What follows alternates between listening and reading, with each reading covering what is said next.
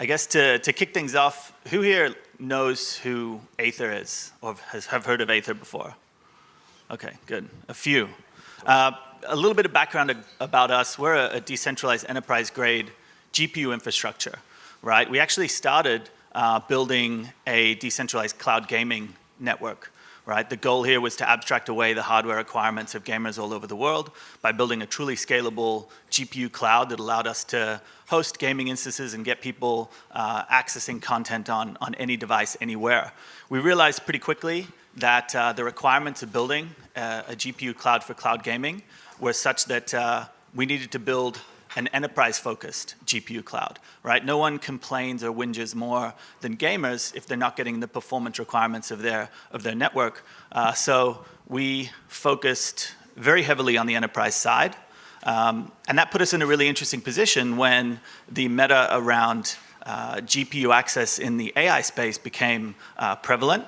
So we were very, very early in providing decentralized solutions within the GPU space. And that's kind of put us on a very interesting path for this cycle. So I think everyone is pretty aware that there is this massive kind of GPU and data shortage out there, right? You've seen big personalities in the space like Elon Musk coming out and saying crazy stuff like, you know, GPUs are harder to buy than drugs, right? You've got these big enterprise deals between, you know, Google and Reddit that are accessing these data lakes so that they have the ability to kind of continue to train their kind of frontier models as they progress the capability of their AI systems. But this is a challenge in that what we're seeing is that there is a kind of a GPU rich and a GPU poor, right? There is different rules for people that have kind of multi-billion-dollar budgets and those that kind of don't. At Aethir, we look at the problem kind of in these four ways, right? The first is, of course, buy pressure, right? The biggest companies in the world can't get enough GPUs. They literally have an insatiable appetite. That's kind of as a result of some of the scaling laws that we're seeing within the the LLM space. Alongside that, of course, is production limits. NVIDIA can only produce so many GPUs a year, and it's really just not enough to keep up with the demand of these massive companies. Really, the key risk here, or the key challenge here, is that LLM complexity continues to kind of scale exponentially, right? The size of models, the latest release models are kind of exponentially bigger than those of the models before, right? And as a result of that, they're exponentially more expensive to train from a compute perspective, from a power perspective, but also from a data perspective, right? If you want your models to continue to be getting, to increase in their efficacy, you need exponentially more compute, exponentially more data than you did for the previous model before. And as a result of that, we're seeing this kind of inability of the ecosystem to keep up from a compute perspective, right? Where we're not able to produce enough chips to kind of match this requirement. From a power perspective, we're literally running out of global power supply. There's just not enough physical sites for these data centers to be built to plug into power infrastructure that they can keep up with the compute demands of this ecosystem. But alongside that, we just don't have enough good data, right? There's not enough new high-quality data out there that effectively these companies can tap into to continue to keep up with the pace of scaling their models and their ecosystem. At Aethir, we chose to kind of focus mostly on this inefficiency piece at the bottom there. That is, you have a huge amount of these GPUs out there, but how effectively are they being managed, right? If you go and you speak to a data center, if you go and you speak to a tech company and they have invested millions and millions into their GPU infrastructure, how well are they using it, right? Is there any optimization that can come into play by integrating with an infrastructure layer like Aethir? So, like I mentioned, we're a decentralized enterprise-grade GPU cloud, primarily for the AI and gaming companies. We aggregate GPUs from tech companies, enterprises, data centers. We do things in a similar way to Filecoin, and we took a lot of inspiration from Filecoin when we were deploying this many years ago. So this is kind of what our stack looks like. We have, obviously, GPUs coming in from those different providers. what we're looking to do is kind of lean into this integration with Filecoin and access their storage as a piece of the service that we're able to provide to our customers. What does our product look like? Well, to be honest, when you're buying GPUs, and maybe this is something that kind of falls into the PMF category, right? When you're buying GPUs, you don't want to be reinventing the wheel. The customer experience should be as similar as possible to what they're used to in the real world. This is not something they're doing for the first time with Aethir, right? Anyone that's coming and buying enterprise-grade GPUs has done it before. They're already probably more familiar with the experience than we are, so we have to make sure that this platform is as easy and familiar for them as possible, right? The only difference between our platform and maybe a platform that they would have used before, like an AWS or a CoreWeave, is that you're purchasing ATH, which is our token, and you're using the ATH token to purchase the GPUs. We actually had, again, being enterprise focused, we had a lot of trouble with bigger tech companies, right? Telcos, a lot of companies don't like dealing in tokens. They don't like having tokens on their balance sheet. So we actually, separate to this, have stood up a separate service entity, right? That service entity can act as kind of an intermediary between the enterprise that maybe is allergic to crypto and the services that we're offering. Obviously, you can kind of imagine that there is an element of kind of volatility and risk associated with, you know, how the token might shift in price and what happens when someone's paying purely in fiat for a product that is paid for in token. And that was kind of a complex issue that we needed to address. But we're lucky in the sense that I guess there's two factors that help here. One, the pricing on Aethir's network is actually pegged to the fiat price. So if you're paying for $4 an hour for a GPU, it'll always be $4 an hour, but the amount in tokens will shift, right? So the risk is on the token side. So what we had to do, and we'll be kind of publicizing this over the coming weeks, what we actually did was we partnered with one of our market makers, and we effectively established a structure with them where they would have a kind of a trailing TWAP on-market buy product that would allow them to interface directly with the token when big fiat subscriptions were coming in from enterprise. I don't think there's a perfect solution to overcoming this problem for enterprise customers, but I think what we've been able to craft with one of our market makers is a really good solution.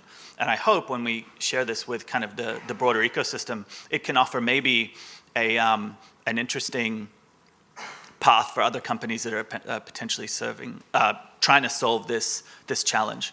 Again, we'd really love to explore when we're dealing with these big tech companies, when we're dealing with companies that are looking to train models, one of the big challenges that they have is storage. Right? They have a huge amount of data, they have to manage that data, they have a huge amount of storage requirements. This is something that I think would package really well within our sales process to get customers into our ecosystem.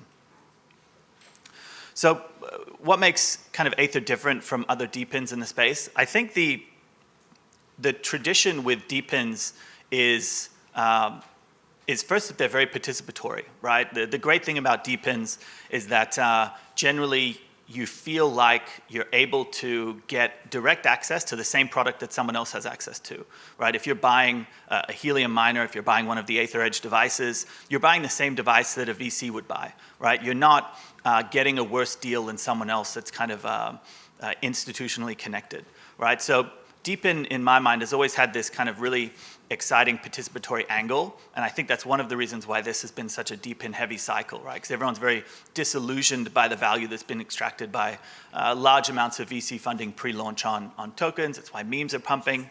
Now, this, I think, has tended to encourage DePins to be very consumer-oriented, right? At least in the compute space, the most common way to launch compute DePin is to obviously launch on consumer equipment, right?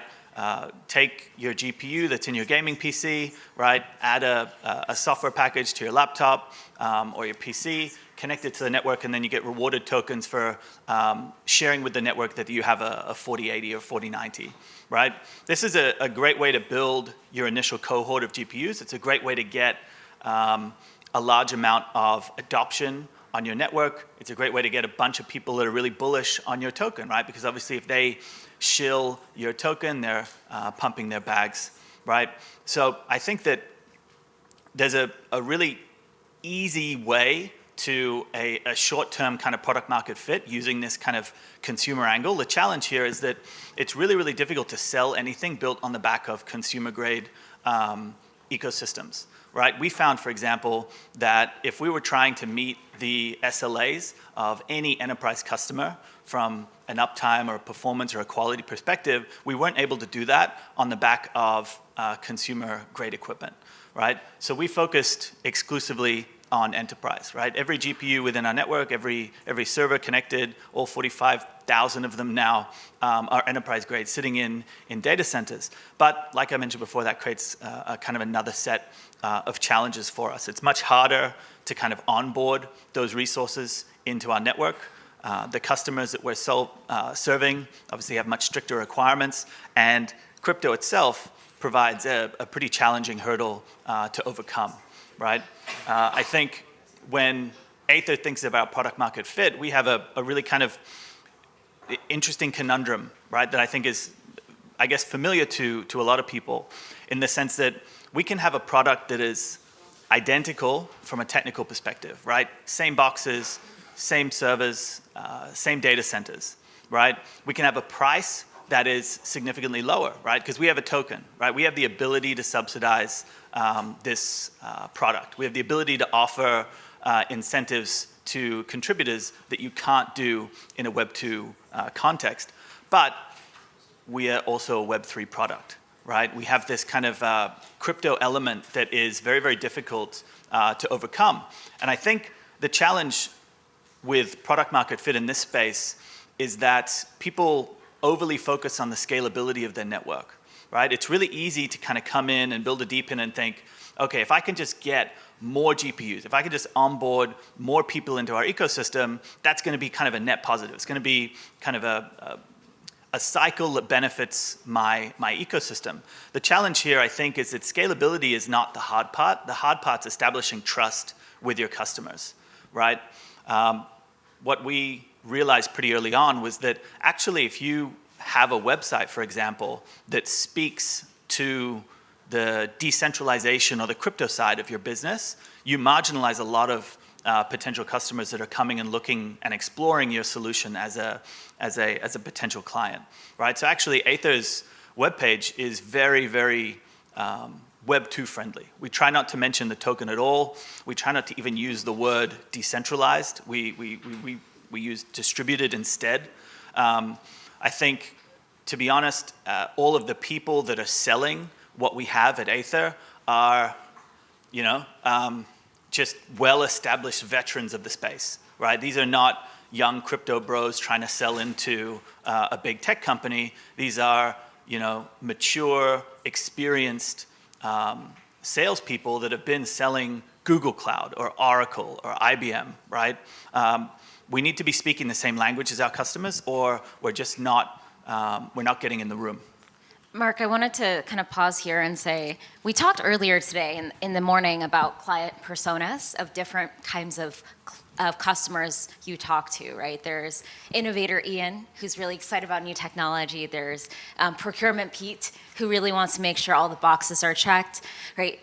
What would you say from the Aethir side you guys have? Because one thing we struggle with in the storage space is for competing against Wasabi or a Snowflake, they have a $3 million worth of a sales team to land those enterprise deals. Just curious about what your guys' short or long-term approach is. Are you thinking about building a sales team in the same way as traditional GPU sellers, or are you guys taking a different approach?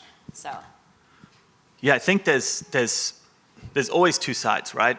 I think the organic growth that we get from, what was it, Innovator Ian, right? So we get Innovator Ian's coming, right? Innovator Ian's, I think, are in the crypto space. They're familiar with what we're doing. They're building maybe agentic infrastructure. They're building, the cool stuff that I think we're all excited about within crypto that overlaps with AI. We get a lot of inbound from that, and I think those people were already interested in what we were building. Really, they're just coming to us for kind of a price check to confirm their initial thesis that what we have is capable of supporting what they're building.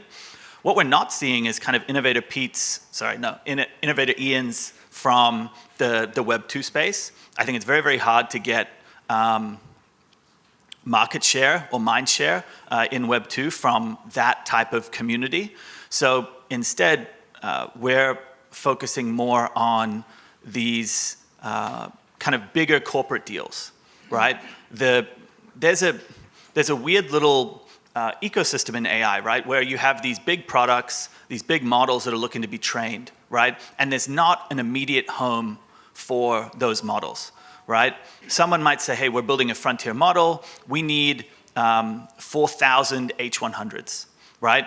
They can't just go to AWS or Google Cloud to get that. They literally need to engage third parties and middlemen and kind of these people that are connected into this kind of globally distributed or fragmented market of data centers that have or may have access to this equipment. So at the moment, this fragmentation is quite useful for people like us.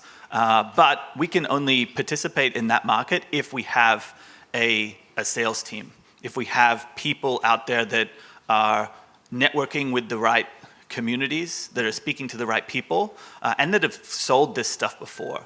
Because again, this is a new sector, but it's very, very familiar to a lot of people. And unless we're speaking the same language, right, we're not getting any deals. So yeah, we're building an enterprise sales team. I think for the way that we operate, we kind of need it at the moment. Yeah. And the fragmentation of the market, I think, necessitates having hunters, people that are actively going out and saying, hey, we've identified this data center or this amount of supply. Let's try and keep that a secret, hold it, and maybe we can offer it to someone that's coming through the door, and the flip of that as well. And just to go deep dive a layer further, 6 to 12 months to usually land an enterprise deal. Is your solution ready? Are you guys building that in parallel? Just thinking it's... 100%. I think,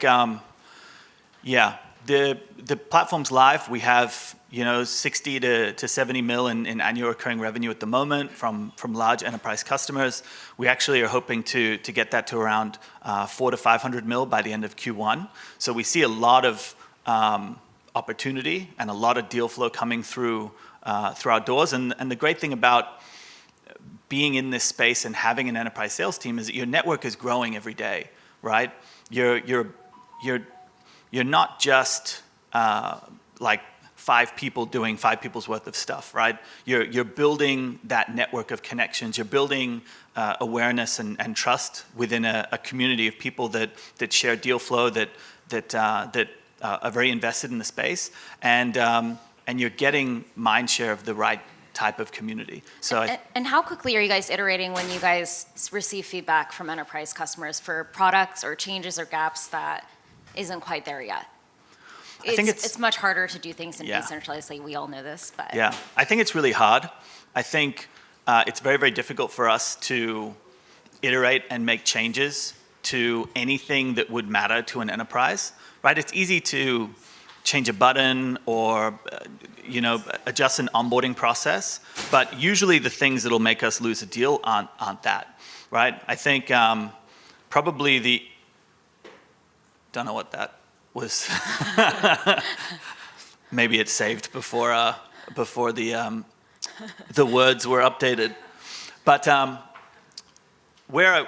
I guess the biggest challenge with enterprise for us in the decentralized space, I think, is something that you guys felt as well, which is the staking element, right? When you don't own the hardware within your ecosystem, you need a structure that allows you to guarantee as much as possible that a bad actor isn't going to be a bad actor, right? And having them stake the token on behalf of their equipment, and then the ability for you to slash their stake if they're behaving poorly within the ecosystem is kind of the only thing you can do, or one of the only things you can do to kind of keep the network safe and guarantee that if that bad actor kind of behaves poorly, that you can then reward your customer and kind of help them overcome that kind of lack of trust within your ecosystem. The challenge, however, is when GPUs are so expensive, when people are standing up funds specifically to deploy into GPUs, right?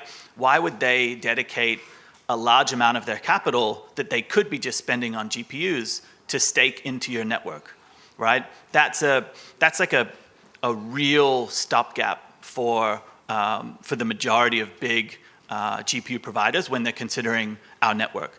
Even when the yield is much higher, even when the the utilization rate of our network is essentially guaranteed, right? Just the fact that they or didn't intend to take that capital and not deploy it into GPUs is something that is incredibly difficult to kind of overcome. And I think something that the Filecoin ecosystem did really well is kind of build this, I guess I almost think of it as like a DeFi layer on top of Filecoin, right? Where you have third-party lending, right? You have the ability of individuals to come and maybe fractionalize the stake and then receive a portion of rewards from that kind of that opportunity that the miner is kind of taking advantage of. I think that's one of the only ways you can overcome that, right? And that's something that we're actively trying to build at the moment, and what this slide was meant to say. Long story short, sorry, go on. No, this is great. I'm just watching the time. I think we unfortunately have to transition presentations, but I wanted to make sure we had time for questions from the audience as well. Sure. If folks have questions.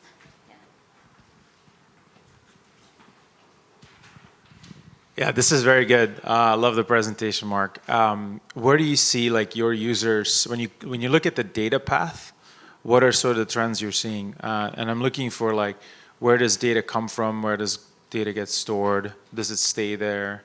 What do you see as like a trend? Because I'm also hearing from more the traditional Web 2 side, like people that I know that are building data centers, that they're seeing definitely more users moving out of the cloud for multiple reasons. One is, the risk that governments will require more reporting and transparency from cloud providers that will show some of the enterprises that are in the cloud what they're doing. Two is that, you're right, the compute cost is really high, so that's driving people outside of the cloud as well. And so I was wondering, like, what are you seeing from a trend perspective when it comes to the data path? Yeah, there's a lot of trends in data that I think are really kind of interesting. I think the first one is the trend towards synthetic data, right? I think we're running out of just like regular human-generated data. So synthetic data and the ability to create high-value data synthetically is something that's really interesting. And what does that mean for a storage and a compute ecosystem when you can just have machines creating effectively unlimited amounts of data to support whatever that data could be used for? I think, like you mentioned, people migrating off traditional data storage platforms because they have concerns about that data privacy. I think that's a really interesting situation, but I think it's even more interesting at kind of a higher level, right? So, for example, you have governments, right, that are incredibly concerned about the availability of their public data, and the fact that a bad actor could essentially scrape that data from their public network, create an LLM, right, that then can actively infiltrate and cause havoc within their networks, right? Not from a hacking perspective or something, but just on like social media through normal kind of interactions with their ecosystem. So how do they take that data and how do they protect it, right? How do they make themselves less of a target? I think where you put your data is very soon going to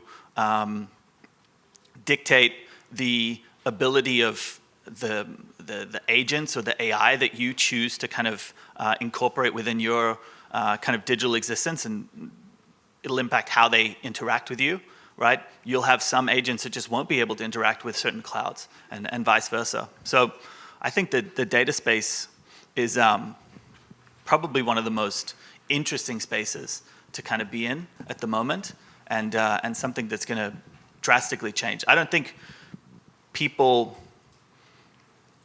were very willing to trade convenience for data for the past maybe like 10 years, and I think that that's just starting to shift a little bit in a way that I think is happening quicker than people were expecting. One of the things that I wanted to ask you what the impact was or what the consequences were for all these things that you're trying to do. We've been exploring different ways and mechanisms for access controls to the data that end up on the Filecoin network.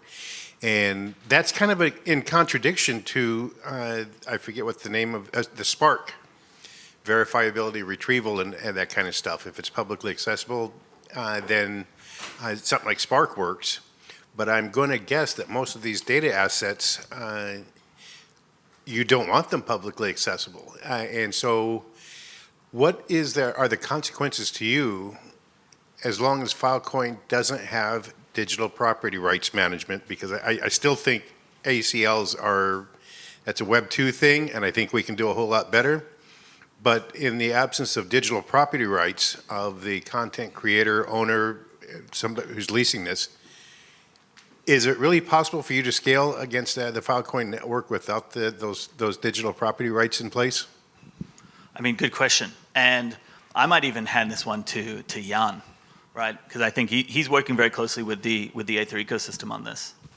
Yeah, so there will be a DID solutions on top of Filecoin. We're exploring different chains to see if we can have that in place. So we are trying to collaborate with third-party ecosystems to see if we can do the access control. There is a very important aspect of scaling as well. So we're still in the midst of working on it, and then we're going to package it together with Aethir's product. So GPU stack, Filecoin archival, and in the middle, there still needs to be some kind of like DID product to ensure that the access control is there.